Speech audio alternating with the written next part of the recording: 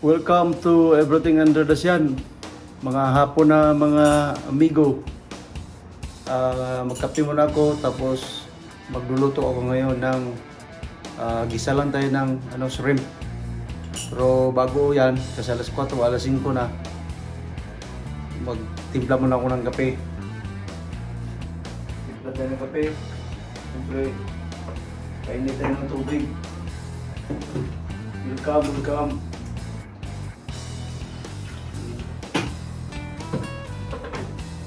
Yung lulutuin natin, no? Shrimp. Gisa lang siguro, tapos mga ingredients o panakot, tapos tuyo, gisa lang natin to. Bago ang lahat, magtimpla muna tayo ng kape. Mamaya luto tayo mamaya pagkatapos magkape, mga kaibigan. Kasi dagdag tayo ng content sa ating Facebook. Babaran mo natin sandali itong cooking pan natin. Kasi para malinis.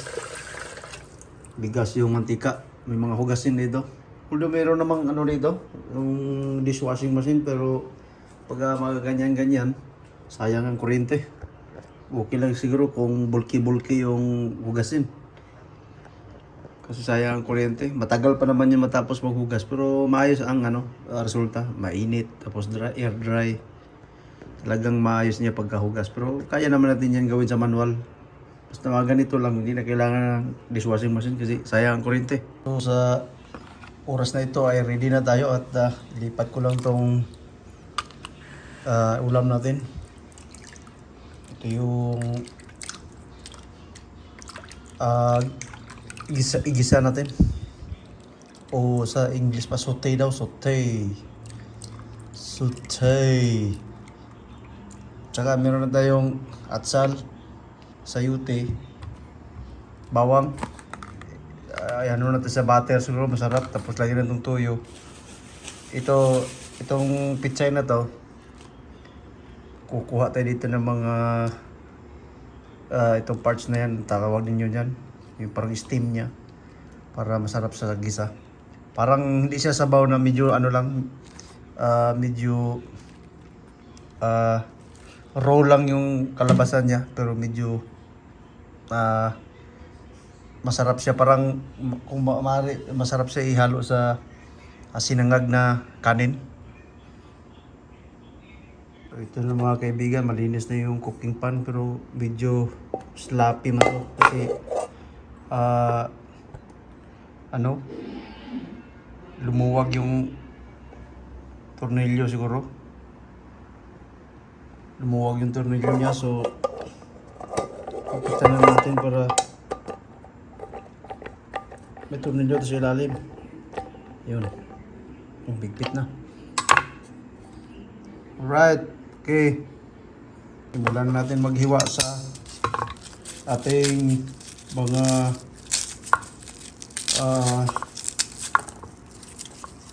ricados.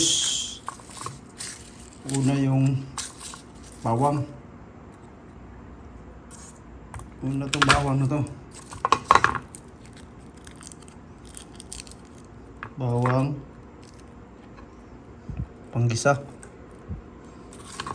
Itong luto na to ay walang pangalan na recipe kasi depende lang kasi sa available. Diskartehan natin kung ano pwede natin kainin. Ano lang to, bara-bara na lang to. So tingnan natin ang resulta kung kaya-aya ba siya kainin. So yes, the next is itong meron pa.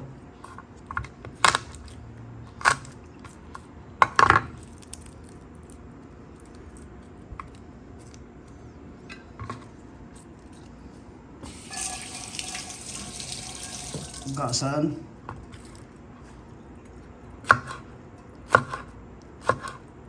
Bilog-bilogin natin para may tsura ang luto natin kung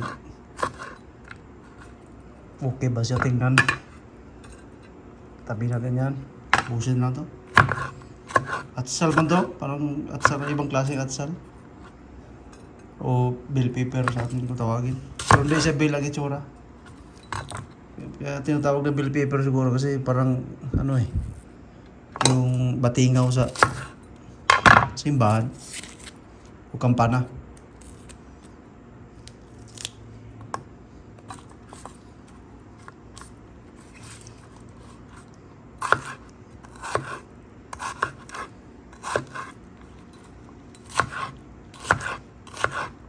Iwa-iwa lang po tayo sa ating mga kailangan sa pagluto.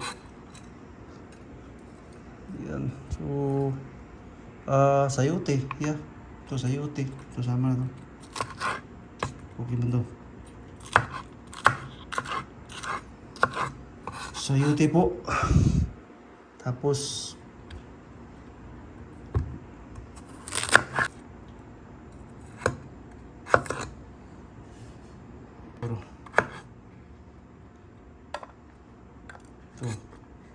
ito kukuha tayo nito mga kaibigan sa pipili. Ito medyo nasira na itong gilid. Ito lang po yun natin. Mga maliliit-liit. Ayan. Ito.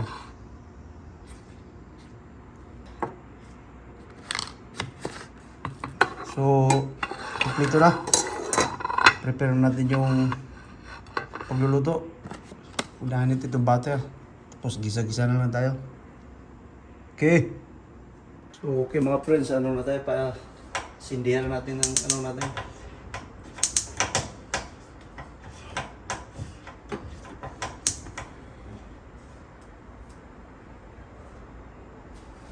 Pinitin na natin konti ang ating pan para lagyan natin ng butter.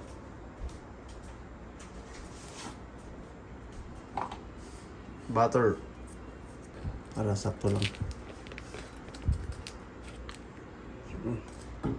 Yun.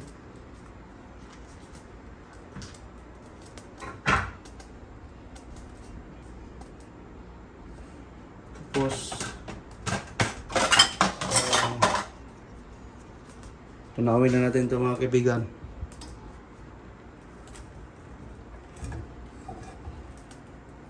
Ako parang awkward sa akin na magluto na hindi ako masyadong master sa luto. Pero sikapin ko kasi para meron akong ano, paano meron tayong ma-upload sa ating channel. So, para i-on para natin itong blower. So, kailangan ng blower kasi pag hindi ka mag-blower, umuusok yan, tunog yung smoke alarm. Baka puntahan tayo dito ng bumbero.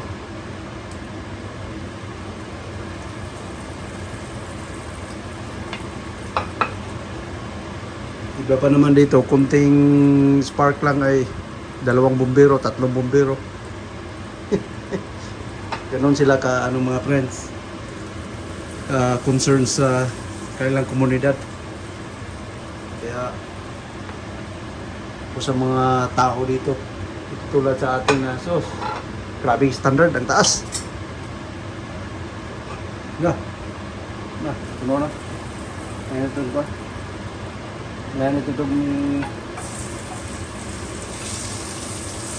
bawang.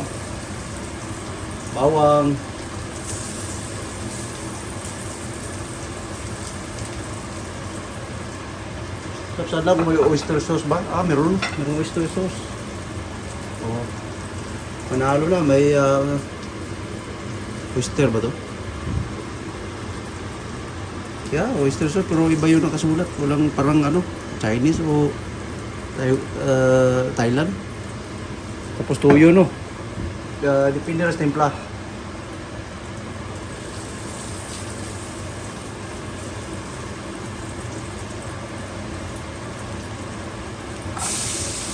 Bawang.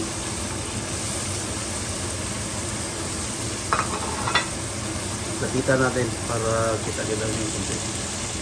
Kasi sa gilid lang ang ano natin, cameraman.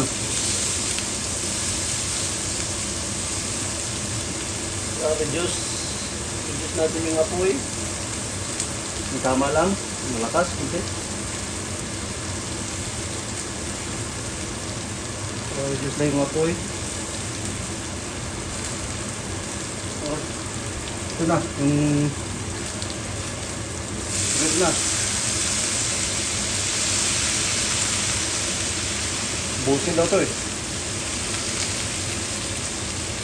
Busin natin.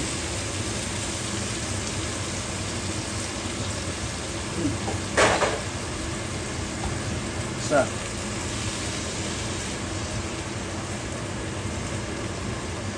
Dapat tulasan ng tubig para yung ano lang. Sabi konting apoy.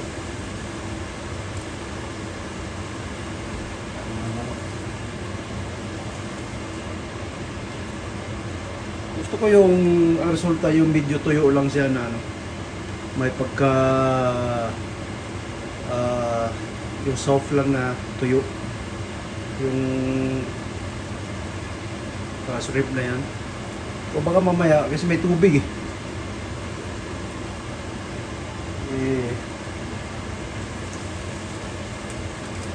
Gilang. Kayaan natin yan matuyo. It's a rainbow in the dark. Tagal yung ano mga friends. Yung pagpula niya. So ang gagawin ko dyan, tanggalan ko yan ng tubig. Tapos ano lang natin mamaya sa katapusan, ihalo lang natin ng konti. Una natin ng tubig. Tapos nilagay tayo ng mantika. Hulog na. Yan. So nangyari, tinanggal ko siya. Maglagay ako ng mantika. Para painitan natin ng mantika. At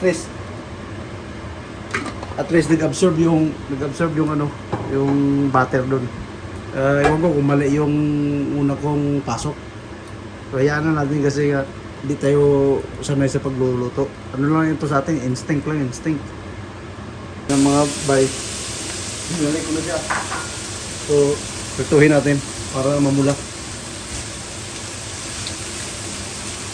Hinala natin yung apoy. Ilang.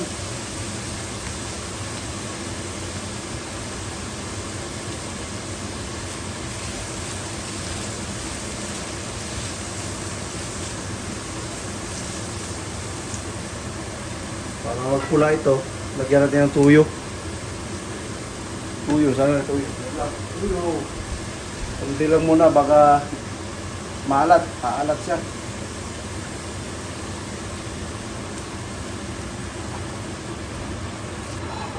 Sama na natin to. Panghuli yung sayuti at yung pichay para hindi malata.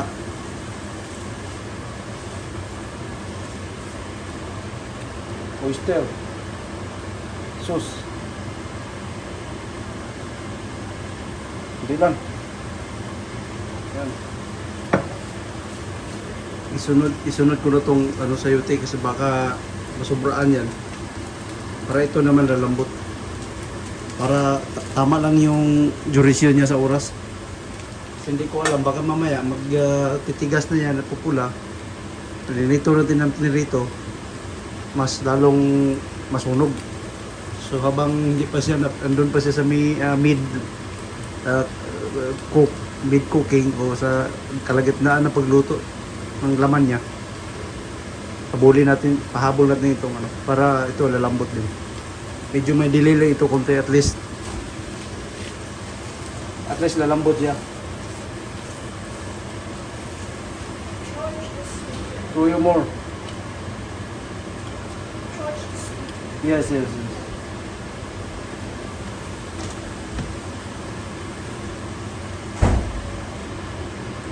Balikan natin yung kunting sabaw niya kanina. Kunti lang para hindi naman tutuyo yung cooking pot. O pan, sorry pan.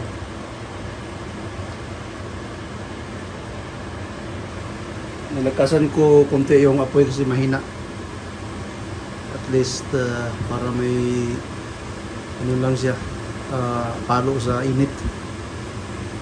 Kasi itong balat ng shrimp ay madali itong maluto.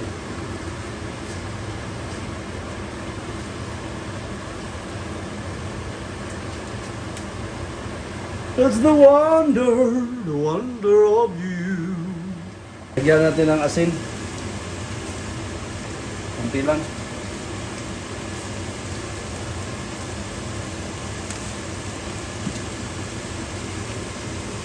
Ito, saan mga bitsin dito? Wala nga Ajinomoto. Wala Ajinomoto. Wala yung bitsin. Wala bitsin. Parang walang bitsin mga friend ha. Parang ikanto mga tao dito. Ito pala. Sa kabilang bahay. Kabilang aparador. Tikman ko na. Bitsin ba to? Bitsin ba? Yes, bitsin. Confirm. Hindi lang.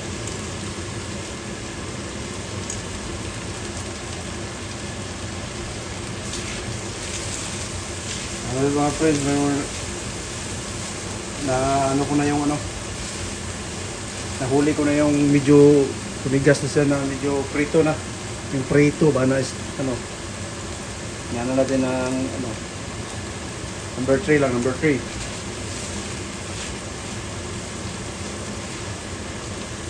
Tuyo ulit, gawin rin. Tuyo.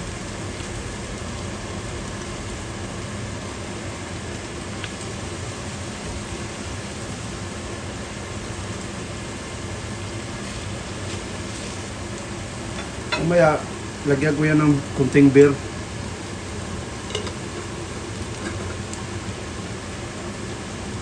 Ano na natin to. Yan ang magluluto sa kanya para hanggang magtigas siya ulit.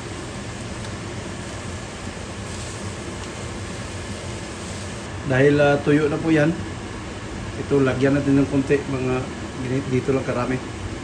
Puro na yung beer. Lagyan tayo ng konting suka. Lagyan tayo ng konting suka. Konti lang. Pagdagdag ng texture.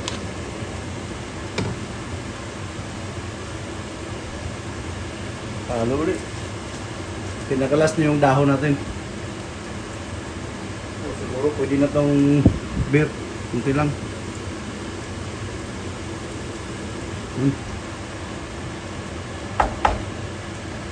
Ito yung cabbage, repolyo o lettuce o anong tawag dito. Ihalo natin pero hinaan natin yung apoy.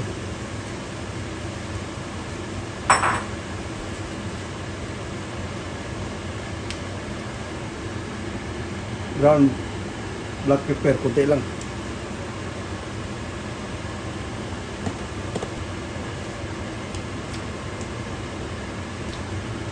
Pwede na siguro mga friends. So, siguro mga 3 minutes. Pwede na to. Okay na to. Para medyo half cook siya. Alright. Ilipat natin. Alright, lipat na natin. Yo. Kain kaya sila nito. Ano kung nalasa nito? Pero kanina pag tikim ko, okay naman. Tawagin natin sila ngayon. Para tayo kain ng hapunan. Hapon na eh.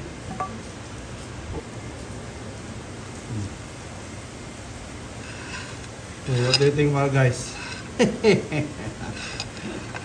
Alright, kain na. Patin ma'am, anong lasa ma'am? Sarap. Ha? Ang sarap. Okay pala, so napasa. Okay. Umuulan dito sa labas. Dapat may hood on. Hood. Pumapasok ng ulan.